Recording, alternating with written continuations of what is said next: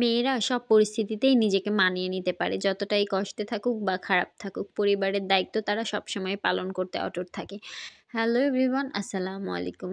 বেশ অসুস্থ ছিলাম। জলপাইটা বেশ অনেকদিন আগে আনা ছিল যে এবার এই বছরে আরকি জলপাইয়ের একটা ভাইরাল আচার হয়েছে।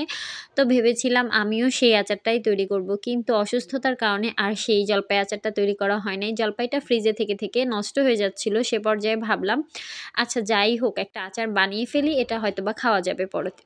তাই আরকি জলপাইটাকে ১ম এই আমি সিদ্ধ করে নিয়েছিলাম। আর এখন গিয়ে আমি একদম সাদাসিধাভাবে একটা আচার তৈরি করে ফেলবো। শরীরটা খুবই খারাপ। আসলে এখন হয়তোবা অনেকে যারা রেগুলার আমার ভিডিও দেখে তারা আমার বয়স শুনেই বুঝতে পারছে যে খুবই অসুস্থ আমি।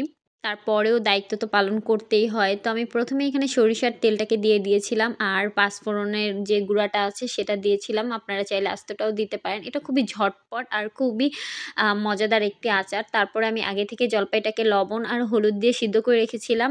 সেটাই দিয়ে দিলাম। দেওয়ার পরে আমি সেই জলপাইটাকে হাতের সাহায্যে একটু ভেঙে নিয়েছিলাম। যেহেতু বললাম আগেই যে জলপাইটা একদম নরম হয়ে গেছিল। আর তার কারণে আরকি আমি যদি চাইও আস্ত জলপাইটাকে আচার তৈরি করতে পারব না। সে কারণেই আরকি জলপাইটাকে আমি হাতে একটু মেখে নিয়েছিলাম। আর এখানে আমি জলপাইটা দেওয়ার পরে কিছুক্ষণ পরে আগে থেকে ভেজে রাখা শুকনা মরিচটাকে দিয়ে দিলাম। আর চিনি যে যার পরিমাণ মতো দিতে পারে। আমি এখানে একটু কম করেই দিচ্ছি। আমি চাই যে আচারটা একটু টকটক থাক। আসলে টকটক আচার হলে না খিচুড়ির সাথেও খেতে খুব ভালো লাগে। আর আমি বেশ কিছুদিন আগে চালতারও একটা আচার দিয়েছিলাম। সে আচারটাও আমি একটু মিষ্টি করে তৈরি করেছিলাম। আর বাসায় যেহেতু আমের আচার, চালতার আচার সবই আছে, যার কারণে ভাবলাম ওগুলা একটু মিষ্টি করেই করা হইছে।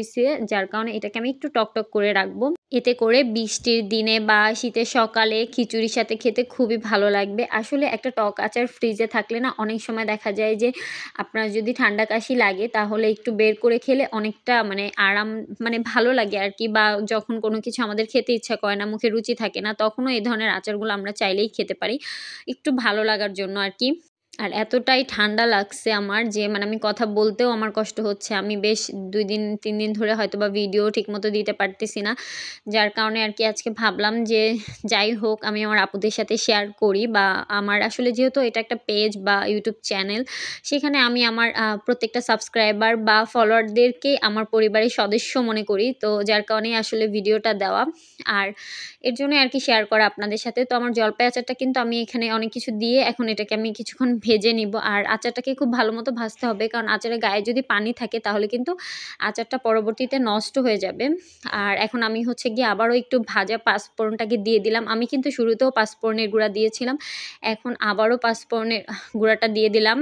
তো ঝালটা আসলে একটু দেওয়া, যে ঝালটা দিলে আচারটা খেতে অনেক বেশি মজা লাগবে তার কারণে। আর এখানে আমি একটু আচারটার কালারের জন্য একটু কাশ্মীরি মরিচের গুঁড়া দিলাম আরকি। কাশ্মীরি মরিচের গুঁড়াটা দিলে আচারটার কালারটা আরেকটু বেশি সুন্দর আসবে। আসলে কেন জানি না ফোনে আচারটার কালারটা ঠিকমতো বোঝা যাচ্ছে না। কিন্তু অরিজিনালি আচারটা খুবই সুন্দর হয়েছে আর খেতেও মাশাআল্লাহ খুব মজা হয়েছে। আমি এর মধ্যে একদিন খিচুড়ি রান্না করে আচারটা দিয়ে খেয়েছিলাম। খুবই ভালো লাগছে আমার কাছে এবং পরিবারে যারা খেয়েছে তারাও খুব পছন্দ করেছে। আসলে এই ধরনের আচারগুলো না এখন আমি প্রায়ই দেই, কারণ আমার কাছে আচার খুবই পছন্দ। বাহিরের কেনা আচার আমি এখন খেতে পাই না।